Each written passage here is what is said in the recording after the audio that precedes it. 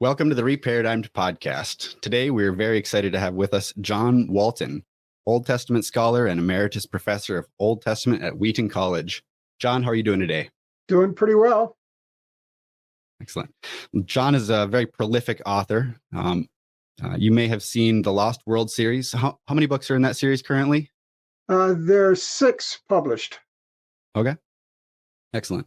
Ancient Near Eastern Thought in the Old Testament, and more recently, Wisdom for Faithful Reading, Principles and Practices for Old Testament Interpretation. And if you've been listening to our podcast so far, you've been listening to Nick and me talk about the need to study the Bible well. In order to get to authorial intent, we need to be willing to study the Bible in context. And we've gone through this book recently, and we've realized that we probably could have summed up a lot of this first series by saying, please just go read this book. It's kind of on the nose for the series we're doing here. So thank you so much for putting this together. It was fun doing it. Yeah, one more note on that. When I initially reached out to you about doing this, I reached out about talking about ancient Near Eastern thought in the Old Testament because I'd worked through that book a couple times and it was pretty influential and pretty helpful. Then you responded, "Hey, I've got this new book, Wisdom for Faithful Reading." And so it was actually after we had produced a lot of what now has become our hermeneutics content for that podcast series. It was almost after we produced all that content that we then read your Wisdom for Faithful Reading book, and I was probably laughing out loud a couple times because I was like, "Man, either we're way more influenced by John Walton than we thought, or he listened to our podcast." I'm just kidding. Obviously, it wasn't the latter, but there was quite a bit of overlap, and so we found it helpful, and we'd definitely encourage anyone to take a look at that book.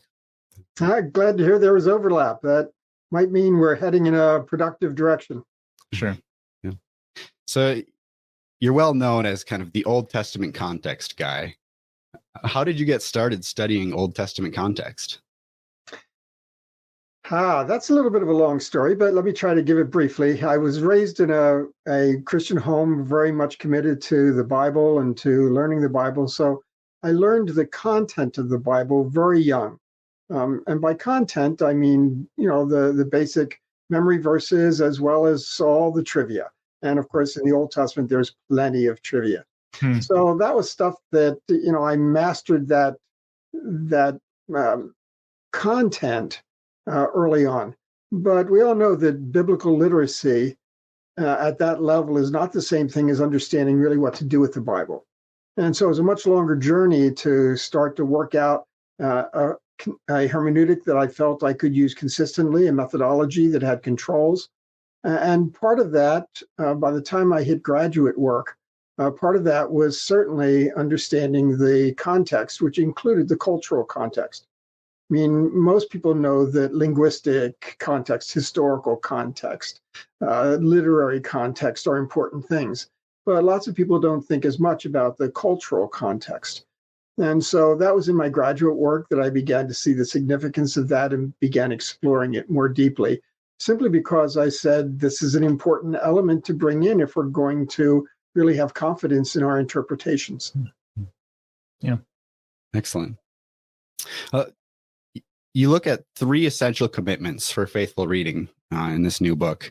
We want to talk through these a little bit. The first essential commitment is accountability.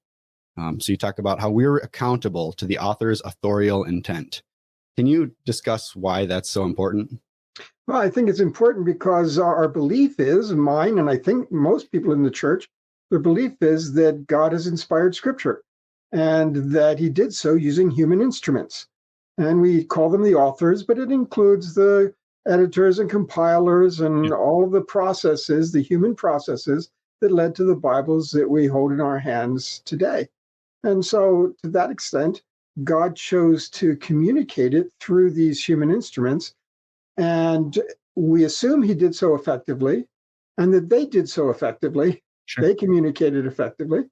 And if that's true, if we want to get God's message, God's authority, we have to go through them. To me, it's a fairly simple equation. He gave it through them. We have to go through them. Sure. And that's how we reach some assurance, some confidence that we're getting to the message that God put there. If we assume that somehow there are messages that the authors did not understand and did not communicate, and that we can somehow get around them and go straight to God, we have to ask a very serious question. What would give us confidence that we were getting God's message? Right. What evidence could we possibly give that would substantiate it? And so it seems to me that any other pathway is just full of dangers and risks, because we're guessing. Sure. When somebody says, the Spirit told me, that's the answer, that's the interpretation. That's a conversation ender. There's nothing more you can say. Sure. You can't question it, and yet you also can't confirm it. So to me, that accountability is part and parcel with the question of authority. If it has authority, then we have to be accountable to it. We're accountable to God, but it goes beyond that, because God worked through these human instruments. Right. And that question of authority, I was going to bring this up, so I'm glad you went there with this word that you use, accountability. The question of authority is really important because we all affirm in our evangelical doctrinal statements that the Bible is authoritative. But if, to your point, if we're not reading it correctly, if we're not reading it consistently, trying to submit to the intention of the author, editor, compiler in his or her original context, then what do we have but maybe our own presuppositions that we take into the text, maybe our own desires that we take into the text? And if our hermeneutics are so willing to change, then how do we have any degree of confidence that we're submitting to God's authority? And so that I think that's so important. And that's what I really appreciated about your work, is calling us all back to a very consistent, rigorous hermeneutic, which maybe it's not always possible to get to the authorial intent, but we have to try. Like, that's the goal, right? If you accept the concept of biblical authority, then somehow you have to tie to what's there. If you don't, then it's just your own authority and your own imagination. And too often, people who take their faith seriously, take the Bible seriously, basically only springboard off the Bible instead of actually being tethered to what it is that the text is saying. Yeah. Well, that leads us into this second essential commitment here, consistency. I'm going to read a quote out of your book because I found this very memorable. We must consistently and mercilessly engage in purging our interpretation of anything that cannot be defended as part of the author's intention. That's fairly strong language to use for how we should approach ideas that can't be defended well. I guess, what do you mean by this? Well, as I understand it, the strongest interpretation is the one that has the strongest evidence. And it's not the one that has the person who you consider the most spiritual. It's not the one who has the longest devotional times. It's not the one who's done the most fasting. The strongest interpretation is based on the strongest evidence. And that means that, again, I use the word merciless. We have to apply these concepts mercilessly if the authority of Scripture is valuable to us. Because if you're not consistent, then it puts you in a very awkward position when you talk to, somebody who you'd say, oh, they're in a cult, and they say that you interpret the Bible this way. How can you tell them they're wrong? You can only tell them they're wrong by pulling out methodology.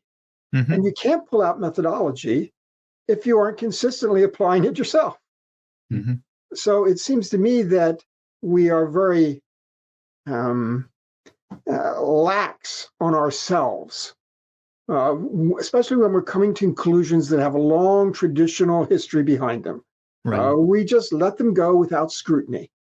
And that puts us in a very awkward position if we want to try to argue a particular position against someone else that we believe is not only maybe wrong, but heretical. How can you do that without consistent methodology? Yeah. It's awfully frustrating too, because it's patently the case that an interpretation that I have based on what I think the Spirit's leading me to in that moment when I opened up the Bible and stuck my thumb in there, that could be, inconsistent with the person next to me who did the same thing that morning and landed on the same passage. And oftentimes it is. It's very frustrating entering those conversations and trying to figure out, what is it? Is it what God was telling you out of that passage, or is it what God was telling me out of that passage? Because we both got different conclusions here. And again, that's the question of authority. Yes. Where's the authority of the text? Yeah. Yeah. So the third essential commitment here is controls, the idea that we need to be willing to accept controls.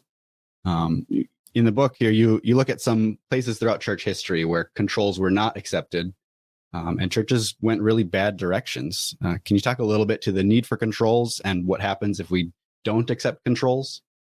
Sure. If we don't rein ourselves in, it gives us the freedom to say whatever we want. And it might sound godly and spiritual. It might be inspirational and motivate people. All well and good, but if you don't have controls, you can't claim it's what the Bible is teaching.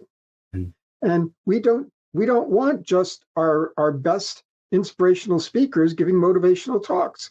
We want the Bible, as good as those other things might be. So we have to insert controls, and controls are going to be painful for us. Mm. I remember the pastor I was talking to, and he was starting to get the gist of this kind of rigorous hermeneutic.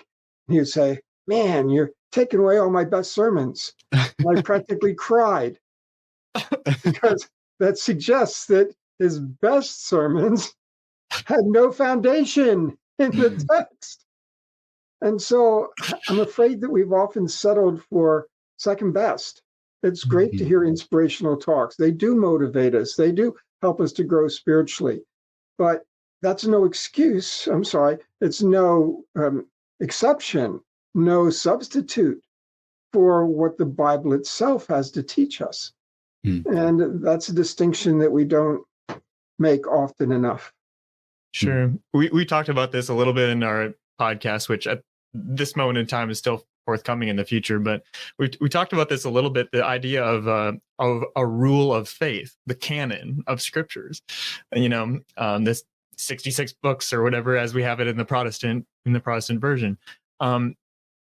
We don't really have a rule of faith if all we're giving our people is inspirational, motivational speeches that take the text and start with the text maybe, and then just kind of spin into whatever I was thinking that day. Mm-hmm. Where's the authority, to your point? Where's the rule of faith that grounds us at all times? It's maybe great to have inspirational, speeches on the side or in some context, but at some point we need to come back to something that's consistent, that grounds our faith, one would think, not something that can just be used for whatever we want to use it for. Often in history, I think that the rule of faith has been basically, is what I'm teaching, does it fit in? Does it correspond with our traditional theological consensus? Yeah. And there you have it. That's all we need. Or maybe is what I'm teaching something that fits with our standard concept of moral ethical behavior? Mm-hmm. Those are different criteria. Those weren't criteria of what does the author intend. Because remember that through much of church history, even the scholars had no hope of getting that. Hebrew was lost to Christianity until you almost get to the Reformation. And the ancient Near East was lost even as early as the New Testament period, and only recovered in the latter part of the 19th century. So they didn't have access to things that could have helped them to find the author's intentions. And that's not what they were actually trying to do. Mm-hmm. But as a result, we know the result in church history.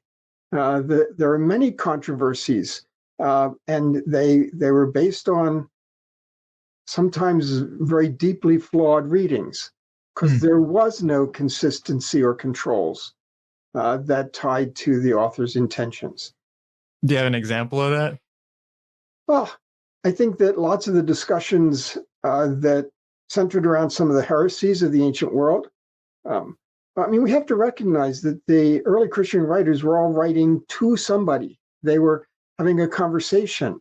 And whether it was the Manichaeans or the Gnostics or whoever it might have been, they were having conversations in their own world with their own issues that were involved. But we also know that some of the worst Christian movements of world history, such as the Crusades or the Inquisition or Manifest Destiny or antebellum slavery, or all of those were fueled by people who used the Bible to support what they were doing. Yeah. And people could, on the other side of the argument, could say, no, these passages are more important. But there really wasn't the kind of thing where they would say, no, your interpretation isn't acceptable because it's clear that's not what the author intended to say. Yeah. They couldn't make those arguments very easily. And actually, it seems to me, didn't try very often. I might be wrong on that. There might be church historians that would inform me on that and take me. Sure, but to your point, I mean, I don't think it's an exaggeration at all to say, even if let's just say people throughout most of church history, or big swaths of it at least, it's not an exaggeration to say that even if they did want to get to the author's intent, they weren't in a great position to do so, unless they're very early on in the apostolic tradition, or honestly, again, very recently, where we have discovered again the ancient Near East. We've discovered again even Second Temple Judaism, which one would think would lend a lot of insights into understanding what's going on in Paul's language and Jesus's language, and also his actions as well. And of course, that's the point that Tom Wright makes when he's talking about the cultural background of the New Testament and Hellenistic Judaism, Second Temple period, that you have to know what's going on there. And that's true all the way up through church history. You have to know what's going on in the period when each of the authors are writing. Yeah. So you talked a little bit about some of these kind of more recent discoveries that have helped us recover some of this ancient Near Eastern context, specifically for looking at the Bible. I was hoping we could take a look at a couple examples here, maybe for people who have not encountered this type of work and maybe don't quite understand how this ancient Near Eastern context helps us to understand the Bible. I guess, do you have any specific examples you like to go to when you're helping to show people why this work matters? Well, I think one of the things that's very difficult to get across is that this is not a case of this piece of literature or that piece of literature. Certainly there are some that have more currency and more impact to conversation than others. You know, people often mention the Gilgamesh epic or the Babylonian creation epic. And certainly those are important and meaningful pieces. But if somebody just picks up the Babylonian creation epic and reads it, they'll say, what's he, crazy? This is nothing like Genesis at all. You know, and they'll see the mythology and they'll see just all kinds of things that make no sense at all. They would see nothing. And even with the Gilgamesh epic, they would often look at that and say, I just don't see where that has a whole lot to do with the Old Testament. So it's not so much individual pieces of literature. It's the aggregate of what all of those pieces of literature, and of course there are thousands of them, but the aggregate of what all those pieces of literature help us to understand about the ancient world. This is what I call the cognitive environment. Some people might just call it the worldview.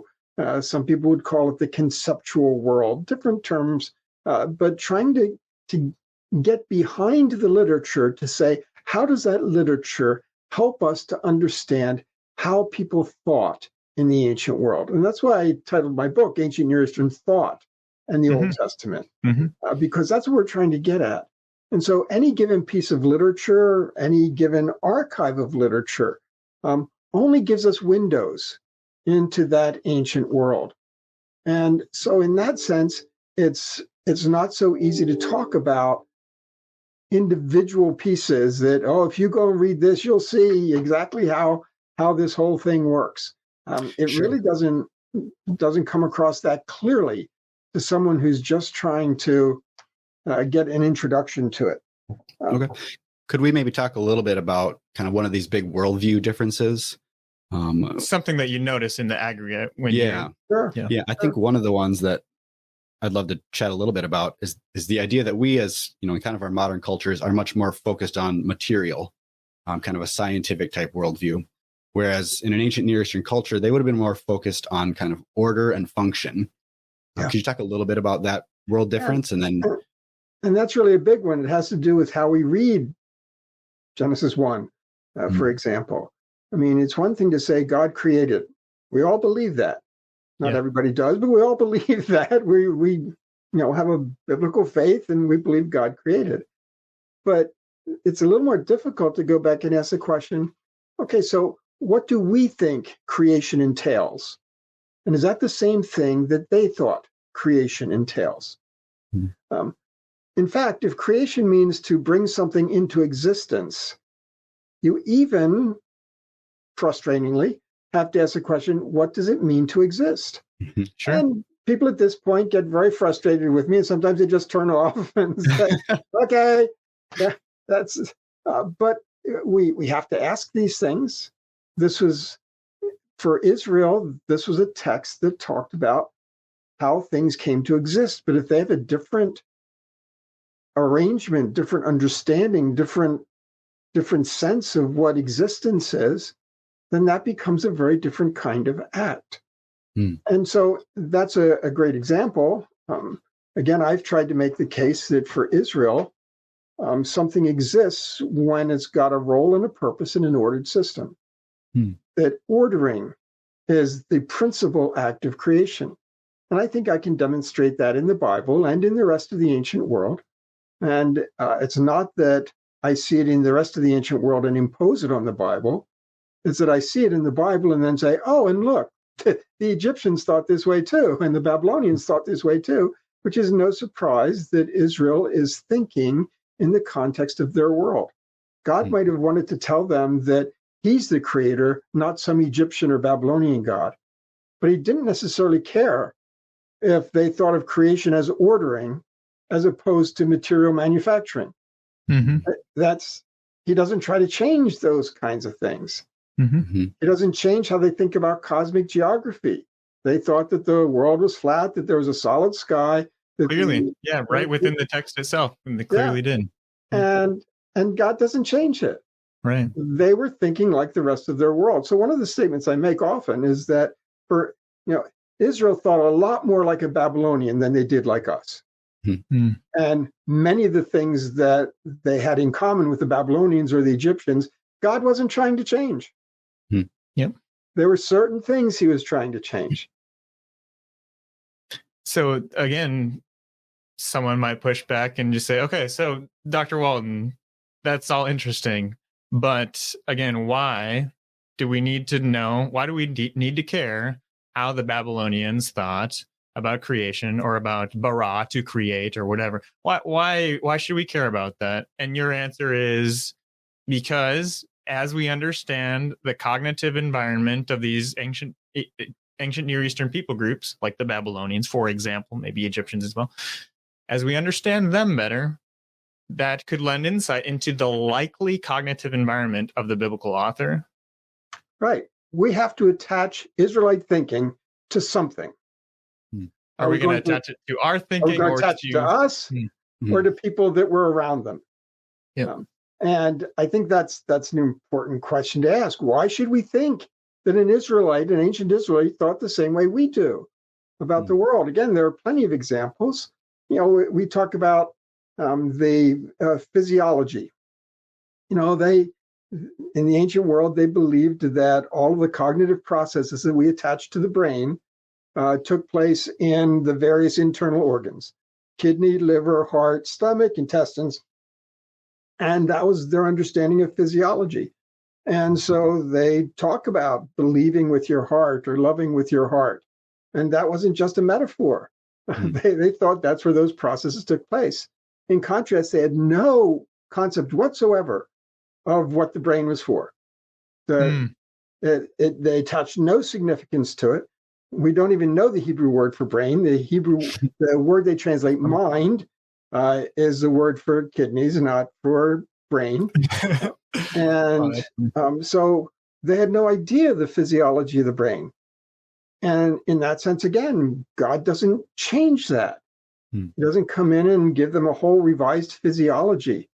And so we have to understand that God is interacting with them in their culture, in their world, in their language. And that's all part of what goes into the author's communication. And we have to be able to spot those things. Sure.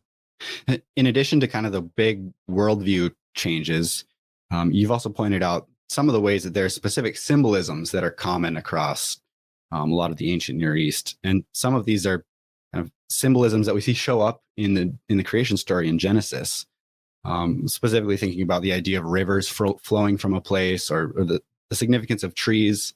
Could you talk a little bit about this, kind of the way we see these items that have common shared symbolism across all these different cultures, and we would expect that this is the same kind of symbolism that the biblical authors would anticipate to use. Yeah, and as like a modern reader, I actually don't pick any of those things up as very significant. I just see, okay, there's a river, okay, there's trees. I attach no significance. So what maybe are some of those significances is that an ancient person might see in these texts? Sure. Well, the garden parks of the ancient world were well known, and they weren't individual private property. They were garden parks connected to either temples or palaces, because those are the only places that could afford them. Sure. With the tithe money, right? Yeah. And the temples, and this is true all across the ancient world, and it's true in the Bible as well. The temples, had these garden areas, although we don't see that emphasized in the Bible, because in the rest of the ancient world, the temple gardens were used to provide food for the gods. That is, they were used as gifts and offerings. And of course, Israel doesn't do that. They have sacrifices, but they don't think they're feeding the god. But palace gardens were ornamental, were there to show the grandeur and splendor of the king. And of course, if we think of God in his palace temple, we have God with a garden. Of course he does. Every powerful ruler in the ancient world had a garden with special trees, and even the imagery of the four rivers flowing from it that you mentioned. This is standard imagery in the ancient world, of that the four rivers flow from the place of God's presence, and they bring fertility and fecundity to the world. So these are things that would have been easily recognizable to them, that would have had significant meaning to them, but it's meaning that they don't sit there and explain, because everybody there knows it. This gets back to what I've talked about, that in the Bible, we have in our possession what is basically insider to insider communication. Israelites writing to Israelites. And when you have insider to insider communication, there's a lot you don't have to explain. Sure. Because your audience understands it. And so there's a difference between when I talk about hermeneutics to a grad school class, and when I talk about how you interpret your Bible to a bunch of sixth graders. Okay, suddenly that's not insider to insider anymore. I've got to explain a lot more. Yeah. And so the Bible is insider to insider, and we come to it as outsiders. We don't like to think of ourselves as outsiders. We like to think that God had us personally in mind, but that really doesn't stand up to scrutiny. And so we come as outsiders, and that means there's a lot that the text doesn't explain that we need to understand, because intuitively we don't understand it. Sure.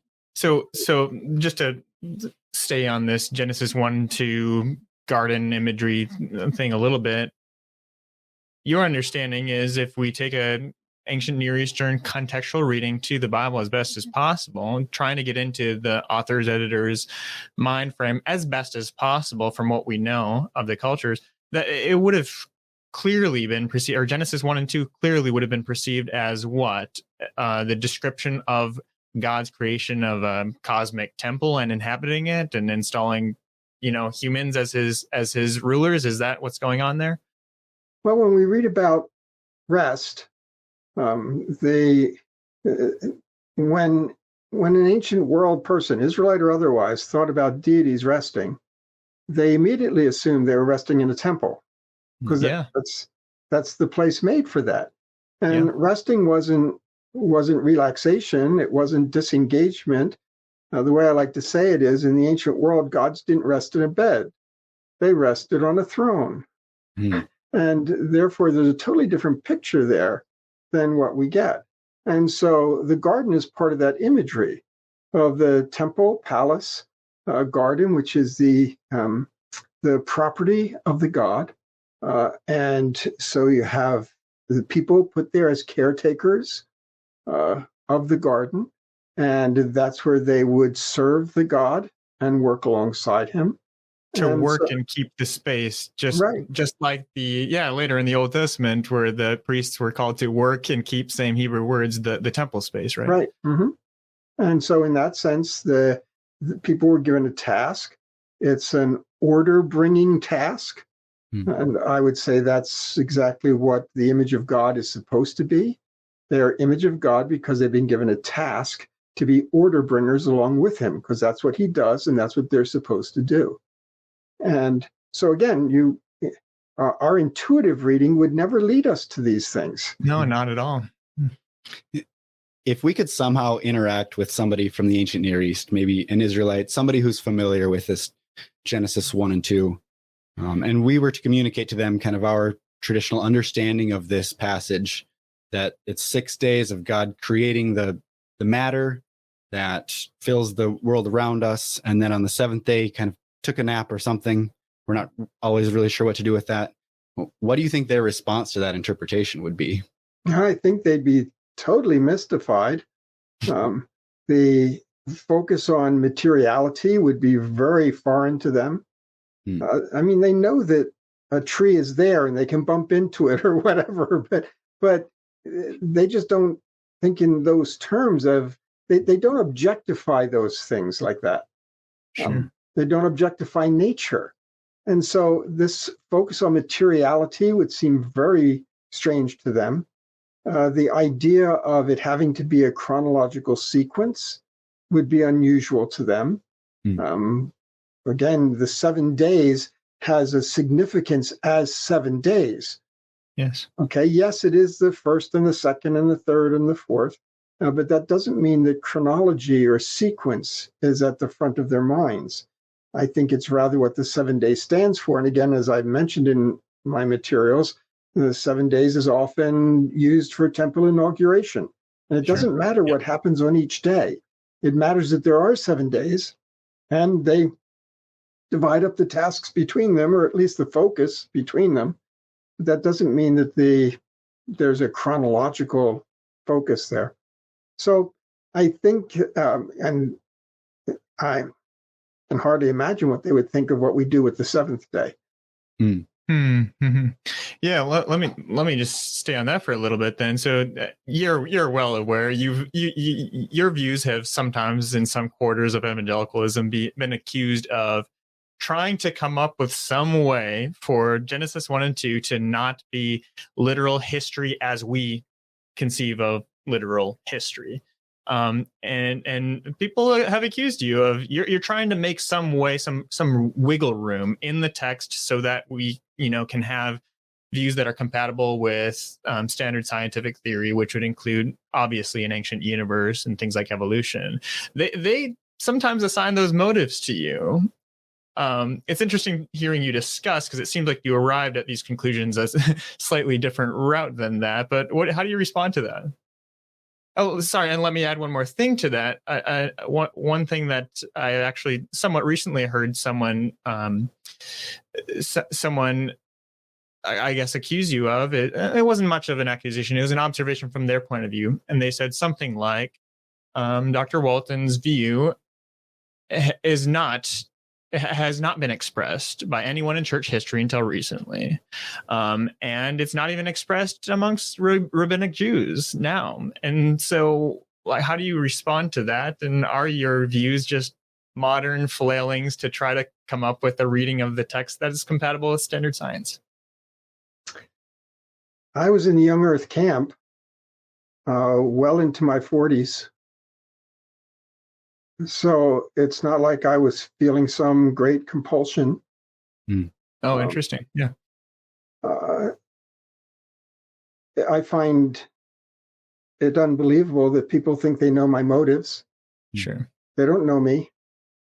And I've even had some of those people write to me beforehand and say, this is what I'm going to write. And I've told them, you're totally misrepresenting me. Those aren't my motives. That's not my beliefs. You're attributing ideas to me that I have not. And they said, no, you really do believe those things. You just don't know it yet. And I find that totally disingenuous. I find it dishonest. That doesn't mean that everybody who disagrees with me is dishonest. It's just a matter of how they're going about doing it. People have a right to a different opinion. And I really don't have any personal investedness in people agreeing with me. I'm just trying to put out evidence that I think is important. I'm not driven by some desire to make science work or to extend the length of the days. Matter of fact, I'm very happy with it being 7 24-hour days. My question is what's taking place on those days. And that's where I would make a different point. The fact that church history doesn't show this only demonstrates that church history didn't have the materials by which they could come to this view.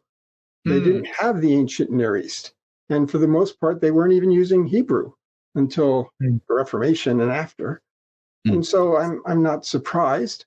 It has a lot to do with what you believe, what your task as an interpreter is. And even the rabbis don't see that task the same way that Christian interpreters do, or the same way that I would see it. So anyway, I generally choose not to address my critics because they're welcome to their opinion, but anybody who reads my work can realize that lots of them are misrepresenting me. Sure. But on that last point that you started to touch on a little bit, that your interpretation here has not been a standard interpretation across church history, certainly, or even maybe very popular with rabbinic, Jews today. Does that bother you at all, or not really? No, not at all. My interpretation stands or falls on my evidence. I present my evidence, and if people want to disagree with it, they can try to figure out why my evidence doesn't stand. But of course, my evidence is operating within an authority framework. The way that I set up that authority framework and what evidence matters. And for me, for instance, cultural evidence matters. For lots of people who are young earth creationists, cultural evidence is distracting. It doesn't matter. That's a different presupposition. What's interesting about that, and maybe this is what you're going to say, is that's what has appeared to us, is that your method seems very uncontroversial. I've been to a couple different seminaries. I know what evangelicals teach on not only what the Bible is, its authority, but also how to read it. Very often they'll talk about authorial intent as being primary. We need to get to it. Yep. What I find, and maybe I'm a little curious about this, is you're just doing that and you're taking that route to its logical conclusion, which is to really lean into cultural studies, cultural context, to try to, again, gain the insight into the cognitive environment of the biblical author-editor. Unfortunately, sometimes the conclusions then become very controversial. But it does seem a bit odd to critique your method, because I'm pretty sure most evangelicals actually agree with your method. Maybe they're just not doing it consistently, or what's the deal there?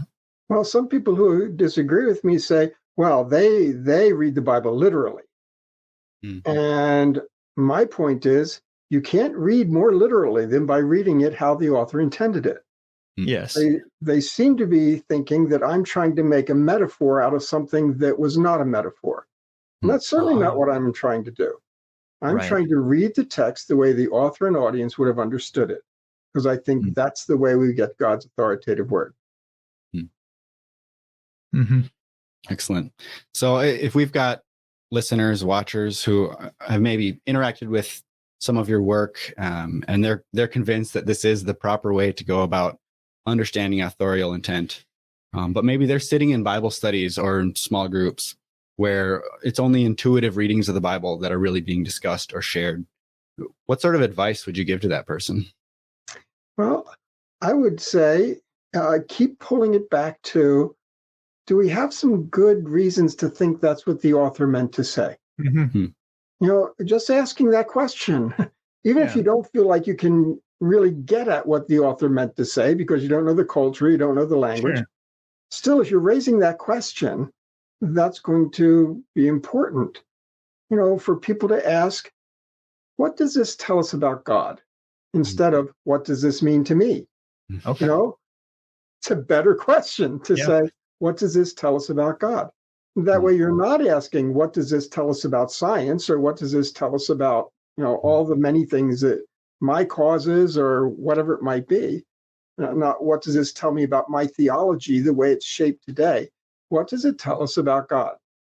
To me, some of those basic questions can put us on a very healthy path. That's helpful. Excellent. Yeah, that's pretty helpful.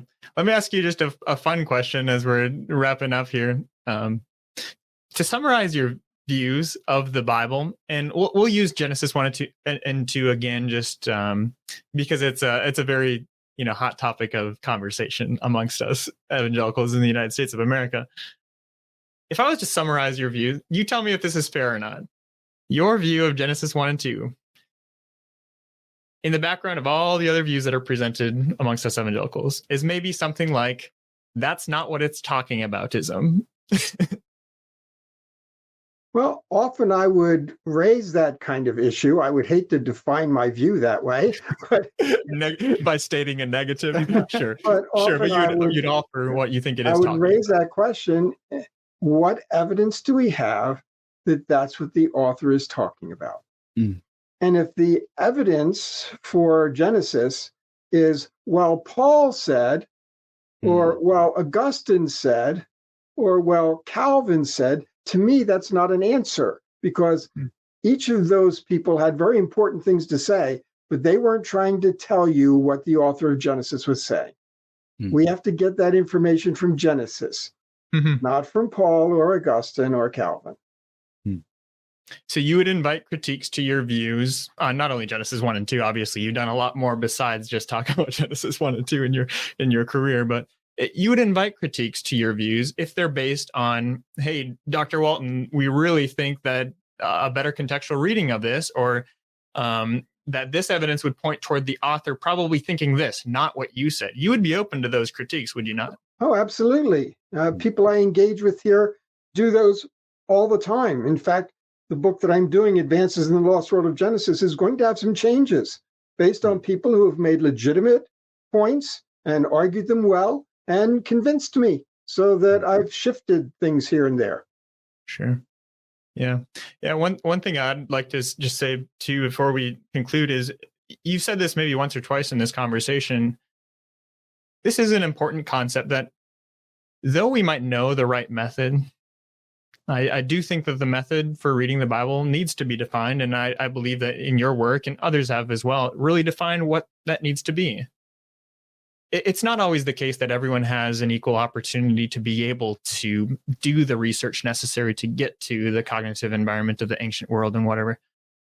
It's really key that we just start by recognizing that it is the case that they don't share our cognitive environment. You said something like that. I don't have the quote pulled up, I'm sorry, in your book, Ancient Near Eastern Thought. Something like, it's important, even if we can't retrieve the original author's meaning, that we at least recognize that they don't share our cognitive environment. And we start there. That will at least steer us towards, lead us away from a lot of interpretations. In other words, it'll take a lot of interpretations off the table, right? Which is Einstein's, or who was it? Thomas Edison said, I learned a bunch of ways how not to make a light bulb. Right. It'll at least take a bunch of interpretations off the table that can't be sustained.